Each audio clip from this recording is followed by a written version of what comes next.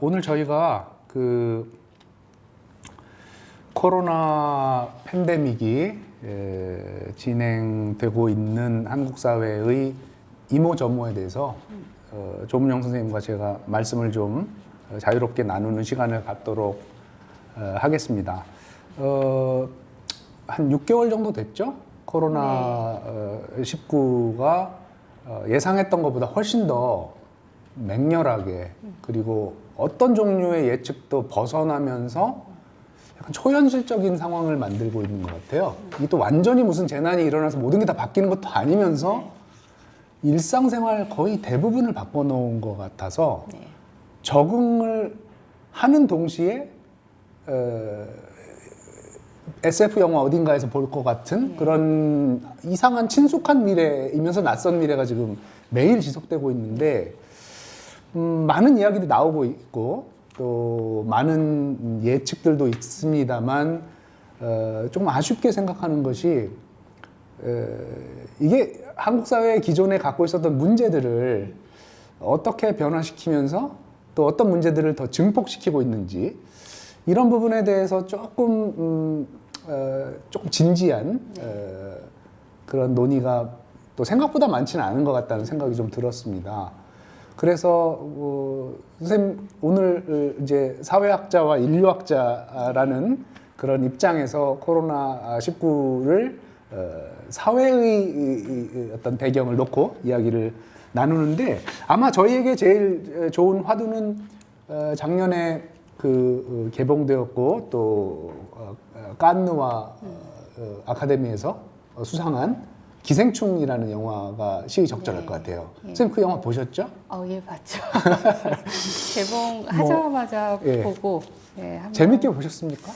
예, 저는 아주 재밌게 봤습니다.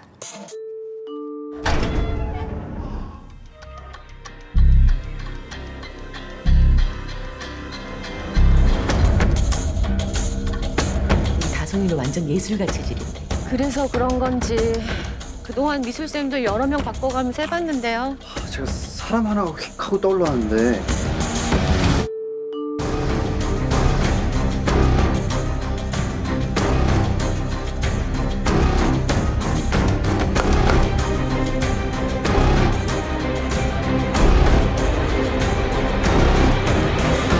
마지막 와이파이를 줄까? 근데 어떤 점에서 그렇게 재밌게 재밌게 보셨나요? 봤고, 예. 또 제가 부족함이 많지만 이제 그동안의 빈곤, 노동 이런 문제에 관심을 갖다 보니까 이 봉준호 감독 영화를 좋아했고, 원래 좋아하셨어요? 예, 원래 좋아했고 이 기생충 아주 기다리고 있었어요. 예. 그래서 이제 개봉하자마자 봤는데 다양한 평가가 가능하겠지만은 저는 처음에 봤을 때 아주 강렬하게 다가오더라고요. 가령 선생님 전공과 꼭 연관시키실 필요는 없지만 그럼에도 불구하고 그 영화가 선생님께 특별히 의미심장하게 다가온 테마나 장면 같은 게 있나요? 장면들도 많죠. 장면도 많은데 특히나 이 기생충이 이제 한국 사회에서 이게 부자와 빈자, 그리고 빈자와 빈자 간의 관계를 영화적인 장치로 묘사하는 이제 드러내 보이는 그 점이 저한테는 상당히 흥미로웠어요. 그러니까 많이들 또 얘기를 하지만 거기 기택내 가족이 있었잖아요. 그 기생충이라고 우리가 보통 얘기하는, 그렇게 되면 이제 빨아먹을 숙주가 바로 그 박사장 내 이제 가족이 되는 건데, 공간적으로도 굉장히 위계화되어 있고, 그러니까 위와 아래, 그리고 그 박사장 내 아들이 묵었던 텐트를 아주 좋아하는 인디언 텐트는 비바람이 불어도 절대 끄떡하지 않는데, 이 기택 내 집은 그야말로 수해로 이제 난리가 나는 그 대조를 아주 명징하게 보여주더라고요. 이 부자와 빈자 사이에서는. 근데 어떻게 보자면은 절대 넘을 수 없다.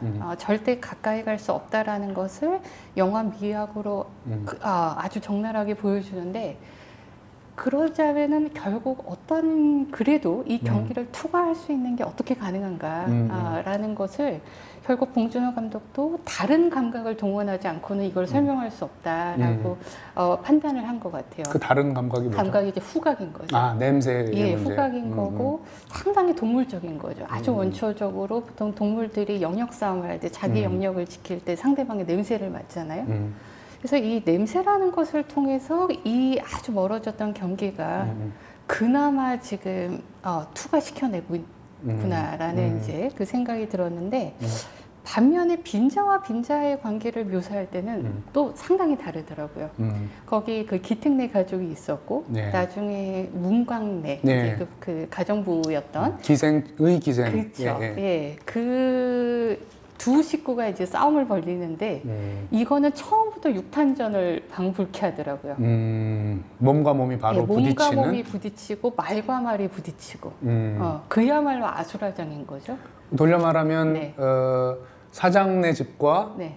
제 1차 기생 예. 가족의 예. 투쟁이 좀 더 상징적인 네. 느낌이 있다면 네. 여기는 상징성조차가 벗겨진 그렇죠. 채로 맞아요. 부딪히는 거군요. 네. 예. 네. 사실 우리가 일상생활에서 맞아요. 마주하는 그런 계급적인 그렇죠. 차이들의 부딪힘이 사실 그러하죠. 네. 예, 네. 예. 네. 그래서 이 빈자와 빈자 간의 어떤 불화, 갈등 이거는 제가 봤을 때는 자본주의 역사를 아주 관통하는 경관이라고 생각이 돼요. 우리가 보면은 아주 오래전에 이 프리드리 엥겔스가 이제 영국 노동계급에 대해서 얘기를 하면서 아일랜드 이주자와의 갈등을 얘기를 했었고 아주 먼 그 옛날부터 지금까지 계속해서 빈자들 간의 반목, 갈등, 불화 이것이 이제 자본주의가 낳은 가장 적나라한 풍경이다. 이거를 또 기생충에서 다시 한번 보여주고 있는데 조금 다르기는 합니다. 그러니까 예를 들면 기택네 가족에서 그나마 좀 상층부하고의 접촉면이 많았던 예. 그 기우라는 아들이 네, 있잖아요. 네, 그 아들. 아들은 그래도 섞이고 싶어 하고 자기가 과외로 가르치는 그 학생한테 내가 이 자리에 지금 어울리냐라는 것을 계속 확인하고 싶어 그 하고. 친구는 계획이 있잖아요. 그렇죠. 계획이 끝없이 있잖아요. 미래를 만들잖아요. 뭐 맞아요. 환상이라 할지라도. 맞아요. 그죠? 근데 그 정반대에 위치한 사람이 그 지하에서 아주 오랫동안 있었던 잘 적응한 것 같아요. 그 너무 사람은. 잘 그죠? 적응하고 잘 길들여져 있고 이 공간이 지금 자기한테 너무 편안하다고 얘기를 하는 그 부분이 현실성이 있다고 생각하십니까, 선생님? 저는 그래 또 있다라고 생각이 됩니다. 그렇습니까? 사실 그것 때문에 굉장히 지금 코로나 상황에서 좀 슬픈 장면들을 보고 있기도 한데요. 예. 왜냐하면 우리가 이제 불평등이라는 것을 얘기했을 때 더 예민한 사람이 있고 둔감한 사람들이 있어요. 예, 예. 근데 불평등을 불평등이라고 얘기할 수조차 없는, 인식할 수조차 없는 또 사람들이 한국 사회에 굉장히 많다라고 저는 생각을 하고 있습니다. 지금 코로나 상황에서 그 대조가 또 보이기도 하지 않는가라는 저는 또 생각이 들었어요. 아마 그 문제는 우리가 조금 뒤에 다시 네, 논의를 네. 할 수 있을 것 같고 아마 그 기생충에 대해서 우리가 한두 가지만 더 얘기를 하자면은 예. 이번 영화를 보면서 좀 놀랍다는 생각이 들었던 것이 어떤 종류의 사회과학 분석보다 직관적으로 한국 사회의 그 선들을 잘 드러낸 것 같이 느껴지고요. 그 중에 하나가 이제 우리가 얘기할 코로나와 좀 연관되는 거는 폭우가 오지 않습니까? 네. 그러니까 재난이 발생하는데 물론 큰 재난은 아닌데 아까 말씀하신 것처럼 낮은 곳에 있는 사람들은 속수무책으로 네. 그 물에 잠기는데 그 사장님의 정원의 그 비는 운치 있는 어떤 레저의 한 소품으로 여겨지더라고요. 그리고 재난 상황에서 정말 반지하에 모든 게 다 잠겨 가는 모습을 보면서 우리가 왜 재난 불평등에 대해서 많이 얘기하지 않습니까? 네. 그리고 지금 코로나 상황이기도 하고 그래서 제 생각에는 바로 기생충이라는 그 개념을 조금 더 생물학적으로 사용하지 않고 이제 굉장히 사회학적인 메타포로 썼기 때문에 너무 사회를 이렇게 닫아놓은 느낌도 없지 않아 있습니다만 네. 그러니까 진짜 바이러스 같은 사태는 안 일어나지 않습니까? 네. 요 사람 사이에 일어나는 그럼에도 불구하고 그 안에 저는 그 비가 있다는 게 리얼리티를 네. 보여주는 것 같아요. 네.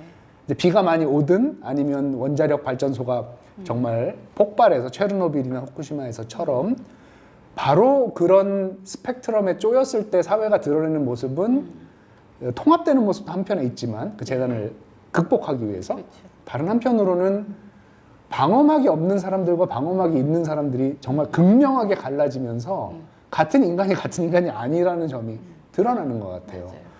그 부분과 연관해서 선생님, 이제 영화에서 우리가 좀 현실로 넘어오면 벌써 6개월 정도가 진행이 됐는데 제가 잠깐 어제 그 질병본부 홈페이지에 들어가서 통계를 봤더니 지금 현재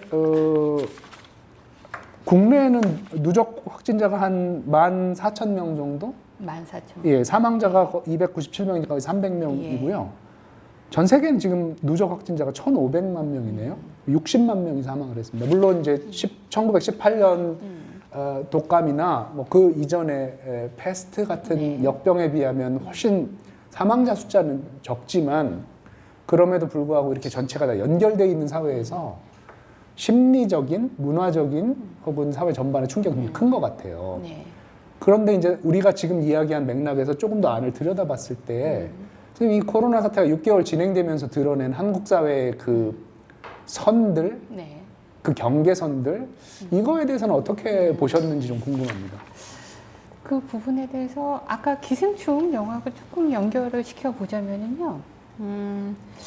제가 요새 이 코로나 상황에서 기생충을 다시 생각하다 보니까는 그때 기생충을 보면서 정말 박 사장을 비난하고 한국 사회 불평등을 외쳤던 그 사람들이 과연 누구인가 라는 생각이 들었어요. 당시 영화에서 그 박 사장이 이 냄새 정체가 뭔가라는 것을 막 캐다가 이게 생주 쌓는 냄새? 아니면은 가끔씩 지하철을 탈 때 나는 냄새라고 질문을 던지니까 사람들이 지하철 타는 우리 모두를 갖다가 을의 위치를 바로 시키더라고요. 예. 그런데 이 을로 자기 자신을 표명하는 어떻게 보자면은 예전에 우리가 그 월가 점령 시위 같은 데서 1대 99라는 이제 구호가 유행을 했었고 누구나 다 99의 자기를 귀속시키고 싶어 하잖아요. 그 우리가 정말 이 기특내 가족 같은 사람들만 있지는 않다라는 생각이 들었고 그래서 자기 자신이 을이고 자기 자신이 어떤 실존의 빈곤 그리고 이 수직 하강에 어떤 불안에 시달리고 있는 우리다라고 표명하는 이 우리가 정말 같은 사람이었는가라는 생각이 이 코로나를 거치면서 더 강렬하게 들더라고요. 그러니까 실제로 그 내부에서의 아까 제가 기특내 가족과 문광내 부부 간의 빈자의 갈등을 얘기했다고 한다면 한국 사회에서 오랫동안 이런 불안이라는 이 불안이라는 공포 때문에 자기 자신을 빈자에 귀속시키는 빈자라고 생각을 하는 사람들이 굉장히 많아졌고 그럼에도 불구하고 이들과 지금 코로나의 과정에서 정말로 사투를 벌이고 있는 또 다른 빈자가 이 같은 우리인가 라는 지금 고민이 더 많이 들었습니다. 한 2가지 정도의 범주를 생각을 해보고 싶은데요. 한 집단은 우리가 뭐 오랫동안 비정규직 노동자라고 이제 불러왔던 사람들이죠.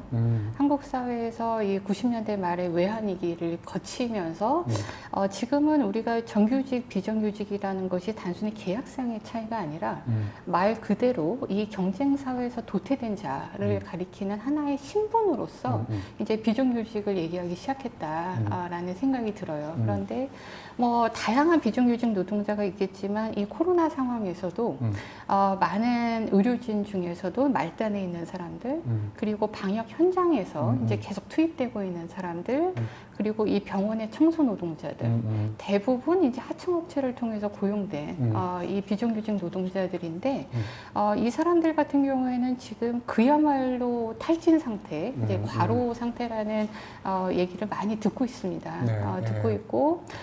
또 하나의 집단이 이제 우리가 많이 얘기하고 있는 요새 택배 노동자들. 지금 코로나 발발하고 지금까지 7월까지 제가 알기로는 한 3명이죠. 3분이 이미 과로 의심 증상으로 이제 사망을 했다라고 저희가 뉴스를 봤는데 어떻게 보면 이 사람들이야말로 그 한국 사회에서 이 잠시 멈춤 그리고 사회적인 거리두기를 가능케 하는 사람들. 그런데 지금 우리 눈에 어떻게 보면 보이지 않거든요. 이 병원에서 일하는 비정규직 노동자들 같은 경우에는 거기서 그야말로 탈진 상태로 계속 매몰되어 있는 것이고 택배 노동자는 요새는 접촉을 하면 안 되니까 놓고 가죠. 놓고 가잖아요. 그냥 초인종만 누르고 이렇게 문 열고 나면 이미 사라지고 없어요. 그야말로 비인간 행위자처럼 여겨지거든요. 저한테는. 맞아요. 그래서 근데 이 사람들 같은 경우에는 한국 사회에서 그냥 노동자가 아니라 개인 사업자로 보통 등록이 돼 있기 때문에 이 업무 시간을 초과해도 그거에 대해서 법적인 권리를 주장하기가 또 상당히 어렵거든요.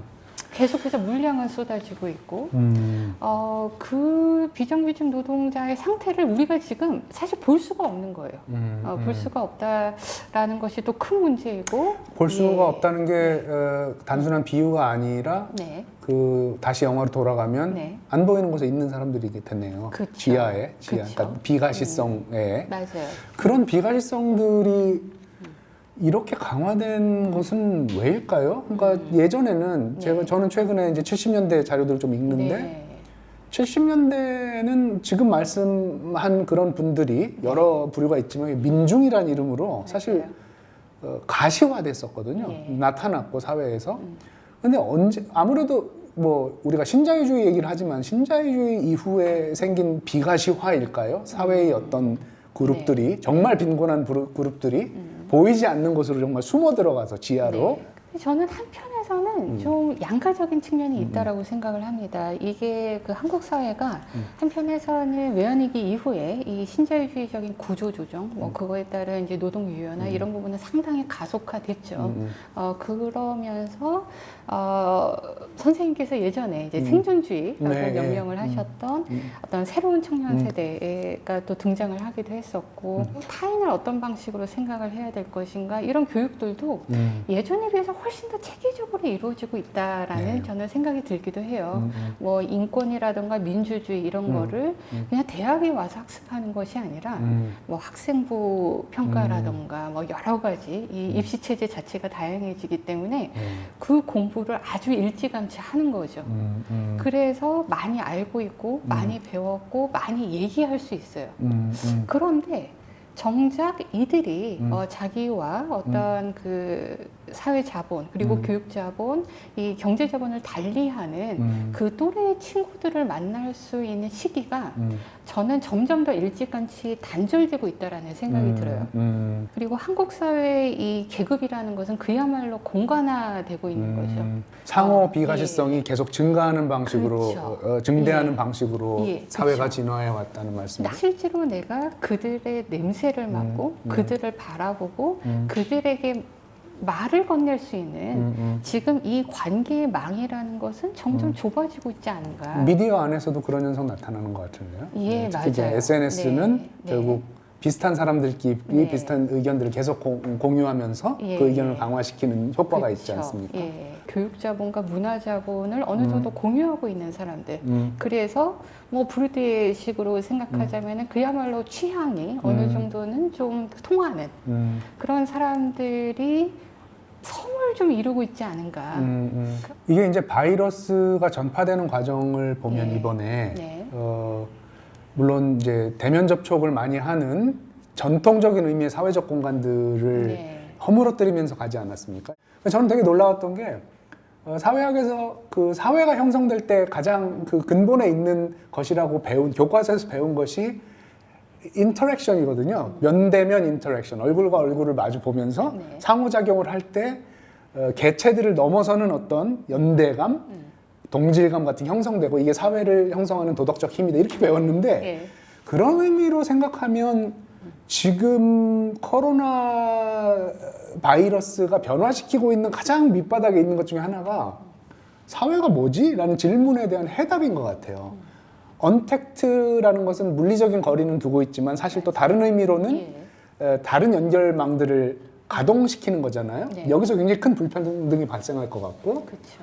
그 지금 저희는 사회라는 것을 하나의 개념으로 네. 생각하지만 어쨌든 코로나가 변화시키고 있는 이 사회라는 게 뭔가 선생님 말씀하신 대로 서로 간의 비가시성이 증대되면서 유사한 집단들끼리 모여서 어떤 큰 부족들이 형성되고 있는 것인지 네.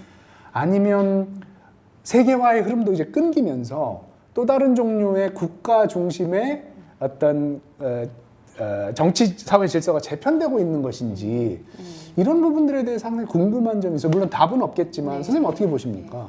저는 그런 경향이요. 코로나 이전부터 음. 이미 심화되고 있었다라는 그렇죠. 생각이 들고 이 코로나를 관통하면서 그야말로 더 적나라해지고 있다라는 생각이 이제 좀 더 많이 들었어요. 그러니까 아까 제가 이제 비정규직 노동자를 네. 얘기하면서 어떻게 보면은 우리라고 얘기했던 음.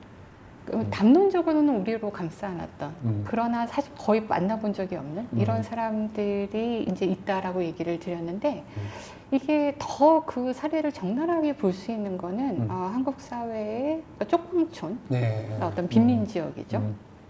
쪽방촌이나 이 홈리스들의 삶이다라는 이제 생각이 듭니다. 이 쪽방 주민은 지금 뭐 서울에도 있고요. 많죠, 지금. 대구 포함해서 상당히 많은데, 그쪽에 지금 주민들 같은 경우에는 이제 쪽방에 잠시 들어와 있다가, 그러니까 서울역에 있는 홈리스하고 이 동자동, 뭐 그 주변에 이 쪽방 주민은 겹쳐요.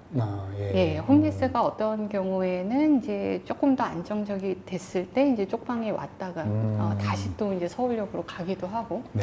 근데 이제 이런 분들이 공공장소에서 계속 내쫓기고 있거든요. 네. 내쫓기고 있고, 한편에서는 이제 그 민간 급식소가 다 문을 닫게 됐죠.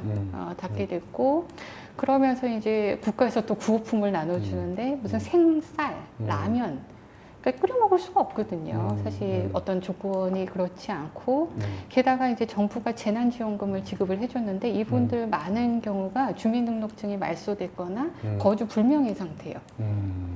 그래서 이제 여러 가지 어려움이 산적해서 이제 그런 부분에 대해서 활동가들이 뭐 취재를 하기도 하고 고발을 하기도 하고 그런 것들이 가끔 신문에 나옵니다. 그냥 무관심이라기보다는 코로나를 거치면서 거의 그 미국에서 많이 보고 네. 있는 빈곤의 형벌화 이런 흐름들이 더 농후해지고 있다라는 생각이 들어요. 그래서 예를 들어서 지금 그 노숙인들이 보통 어떤 병에 걸리거나 했을 때 공공의료기관을 찾게 되는데 네. 우리나라의 지금 국공립 병원들이 대부분 다 감염병 전담병원으로 지정이 됐기 때문에 지금 이용을 할 수가 없어요. 그러니까 이분들이 자부담을 더 많이 들여서 민간병원을 찾아야 되고 이런 상황에 대해서 한번 뉴스가 난 적이 있었어요. 그런데 그때 제가 봤던 댓글들 거의 대부분의 댓글이었는데 이거는 예전에 이 정도까지 보지는 못했거든요. 그런데 그냥 빨리 사라져라.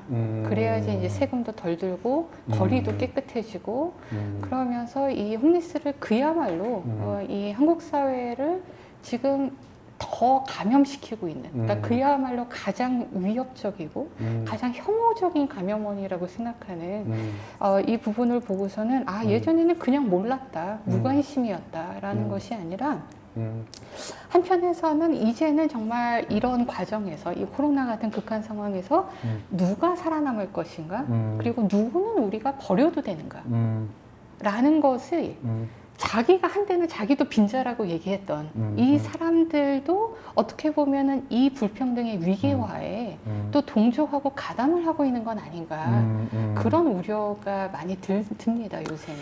그렇게 보면 저는 선생님 말씀하신 거하고 조금 다른 각도이긴 하지만 한국 사회가 지금 어느 때보다도 그 우리라고 하는 그 주권자들 우리가 세계로 뻗어나가는 어떤 존재다라는 강력한 우리 의식이 있고 이것이 지금 여러 볼상 사나운 자들을 끌어내리는 탄핵적 욕망의 원동력이기도 하고 이것이 동시에 바이러스를 보는 시각이기도 한 것 같아요. 여기에 굉장히 큰 한국 사회의 역동성과 위험이 동시에 있는 것 같아요. 네. 아까 말씀하신 대로 그 우리는 어느 때보다 지금 상승하고 있는 것처럼 보이지만 네. 어느 때보다 더 배제시키는 힘으로 작용하는 거 아닌가 하는 생각이 듭니다.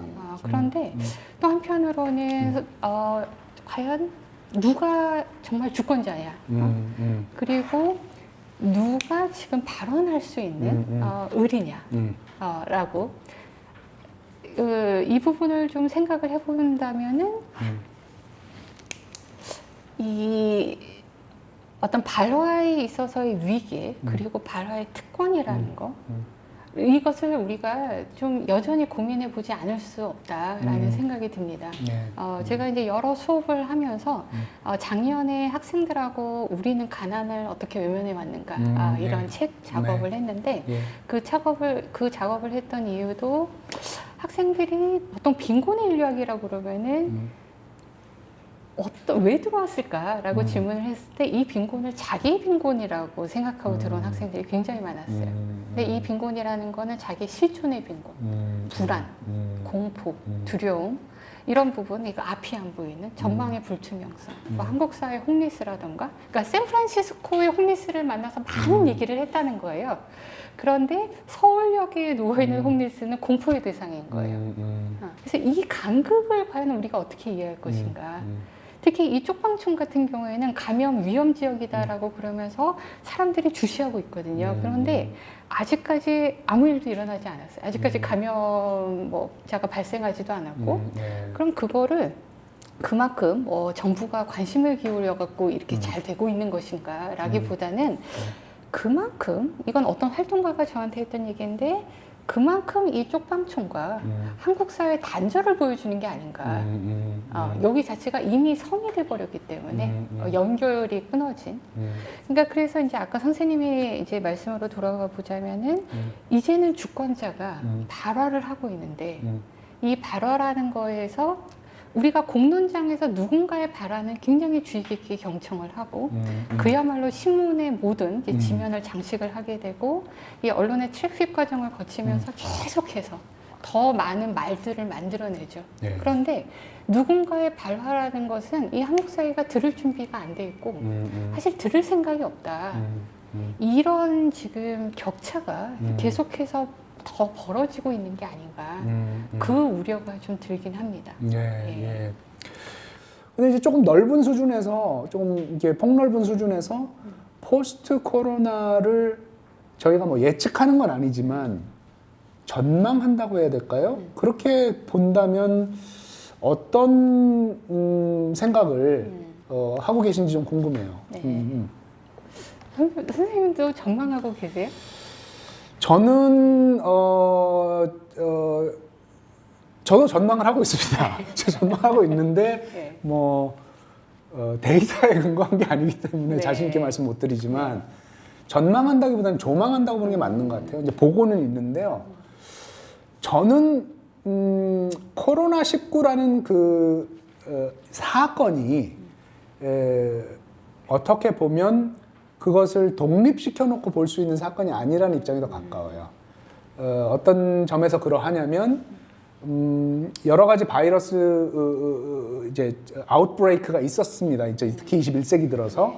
왜냐하면 그게 충격적이었던 게 우리가 대충 컨트롤 했다고 봤거든요. 20세기 후반에 대규모 감염병은 이제 끝난 것 같다라고 했는데 뭐 에볼라도 그렇지만 특히 21세기에 이제 메르스, 사스, 뭐 신종플루 이런 것들이 계속 약 한 4, 5년을 주기로 동장을 하니까. 근데 이제 저는 그 바이러스의 등장뿐 아닌 좀 더 넓은 의미의 가령 2000년경에 폴 크루첸과 뭐 유진 스토머라고 하는 이제 자연과학자들이 제안하고 그 이후에 많이 논의됐고 아마 최근에 국제지질학회에서 공식적으로 인준을 기다리고 있는 개념인 인류세라는 개념이 지금 이 사태를 보는 좀 더 포괄적인 우산 개념이 되어야 될 것 같다. 왜냐하면 이 사건을 하나로 떨어뜨려 놓고 보면 마치 이 사건이 일어났고 우리가 대응하고 사라지고 끝나는, 그래서 포스트를 얘기하게 되는 이런 식으로 우리가 시간 감각을 갖게 되는데 저는 그 시간 감각이 착실한 생각이 듭니다. 넓게 보면 1945년부터 이제 대개 인류세가 시작됐다고 지금 결론이 나는 것 같은데요. 넓게 보면 이제 핵문명, 그리고 온난화, 그리고 대양의 산성화, 그리고 숲의 파괴, 그리고 대기 중 이산화탄소 증가, 그 다음에 이제 극지방 얼음의 뭐 용해, 이런 모든 소위 이제 지구 시스템 전체가 지난 한 1000년간 지속되어 온 안정성이 파괴되면서 그 파괴의 동력을 인간 활동이 제공했다라는 점에서 이제 인간세, 인류세라 불리우는 이 시간성에 안에서 일어나는 여러 형태의 재난들 중에 하나로 보는 것이 더 정확한 것처럼 보이고 좀 더 사태에 가까운 것, 진실에 가까운 것처럼 보인다. 그렇게 됐을 때는 포스트 코로나는 네. 없는 시간이죠. 그럼 포스트 인류세라는 것이 요원한 시간인 것처럼 네. 뭐 1000년이 걸릴 수도 있고 1000년이 걸릴 수도 있습니다만, 그래서 우리는 어떻게 보면 이번 2020년의 사태에서 하나의 사건을 열심히 대응해서 풀어나갔다는 것을 배우는 것도 중요하지만 현실적으로 근데 그걸 좀 넘어서서 끝나지 않는 문제, 해결 불가능한 문제를 지금 우리가 맞닥뜨렸다는 인식의 전환이 사실 저는 상당히 중요하다고 보는데 그런 인식은 사실은 너무 약한 것 같아요. 맞아요. 한국 사회. 네. 이게 뭐 올림픽의 위험 사회에서도 그러니까 이런 재난들을 맞닥뜨렸을 때는 이제 본격적으로 새로운 사유, 이거 새로운 성찰이 시작이 된다라고 이제 얘기를 했는데 흥미로운 거는 뉴스가 많이 다뤘어요. 뭐 인류세를 지금 방금 선생님께서 얘기하셨던 인류세라는 많은 대중들한테는 이미 생경한 단어였는데 그런 단어도 이제 등장하더라고요. 신문에도 등장을 하고 초기에 특히 이제 오랫동안 이 문제에도 생각을 하셨던 최재천 선생님 같은 분은 생태 백신 이런 뭐 제안을 또 하시기도 하셨고 많이 등장을 하더라고요. 그런데 한국 사회의 최근에 뭐였죠? 인천국제공항 그 비정규직을 둘러싼 논란과 그 다음에 이제 그 이후에 이제 엠번방 사건 여러 가지 이 성폭력, 성범죄 이슈들 이런 것들이 이제 한국 사회에서 더 이제 강렬하게 논의가 되기 시작하고 그러면서 어느 순간 다 사라지고 없다. 그러니까 이거는 뭐 지금 논의되는 이슈들이 안 중요하다는 게 아니라 어떻게 보자면 지금 선생님께서 얘기하셨던 이 코로나 이후의 어떤 세계 이것을 이제는 어떤 무슨 전쟁처럼 반드시 뭐 무찌르고 뭐 그 다음에 무슨 승리를 얘기하고 이럴 사건이 아닌 거잖아요. 그러니까 지금부터 새로운 연결성을 이제 만들어 나가고 공부해야 되는 시점인데 그 준비를 할 만한 마음이 우리한테 진짜 없구나 라는 이제 생각이 듭니다. 그래서 저도 돌이켜보자면은 인류세라는 얘기를 이미 2010년 뭐 그쯤에 인류학에서도 논의되기 시작했거든요. 그래서 이제 이 인류세라는 부분에 대해서 저는 동의를 하면서도 한편에서는 이 인류라는 분화되지 않은 어떤 전체를 상정을 함으로써 이 우리가 지금 여전히 집요하게 질문하고 어떤 책임의 해명을 요구해야 되는 사안들, 이 불평등과 폭력의 사안들에 대해서 잘못하면 그냥 건너뛰어 버릴 수 있지 않을까라는 생각이 많이 들었어요. 그래서 한편에서는 이 코로나 사태에서 가장 발빠르게 움직이고 있는 건 진짜 자본이더라고요. 가장 빨리 움직이고 있는데, 이 부분에 대해서 계속해서 어떤 책임을 묻는 작업들은 이루어져야 된다라고 생각을 하는데, 그럼에도 불구하고 코로나든 지금 뭐 미세먼지든 기후변화든 누군가는 덜 영향을 받을 수 있죠, 분명히. 그런데 맞습니다. 아무도 온전히 피해갈 수는 없다라는 점에서 이제 새로운 협업이라는 것을 전 지구적인 협업을 우리가 생각을 해야 될 때는 맞다라고 이제 생각을 합니다, 저도. 전적으로 공감이고 포스트 코로나를 조금 지금 말씀하신 것처럼 좀 더 포괄적이고 장기적인 관점에서 다루면서도 일상적으로 발생하는 그런 여러 현상들에 대한 예리한 시각 잃지 않는 게 사실 중요하고 그게 한 사회의 어떤 역량일 거라고 생각하고 한국 사회가 그런 역량을 만들어가는 그런 중대한 실험 과정에 있다는 생각이 들고 또 그걸 바탕으로 지금 여러 다른 사회들과 소통하고 있는 것처럼 보여서 한편으로는 상당히 기쁘기도 하고 다른 한편으로는 여전히 남아있는 불안이 있기도 하고 그렇습니다. 오늘 뭐 시간이 많지 않아서 본격적으로 논의를 했다고는 할 수 없지만 그래도 잘 이야기되지 않는 코로나 사태가 우리 사회의 어떤 부분들을 드러내고 또 어떤 전망을 우리가 여기에 대해서 할 수 있는가에 대해서 선생님과 이런 이야기를 나눌 수 있게 돼서 매우 기쁩니다. 자, 네, 그러면 저도 기쁩니다. 자, 그러면 뭐 저 건강히 잘 지내시고 다음번에 또 뵙는 걸로 예, 하겠습니다. 네, 선생님도 모쪼록 건강하시기 바랍니다. 네, 감사합니다. 네, 수고 네, 많으셨습니다. 수고 많으셨습니다. 네.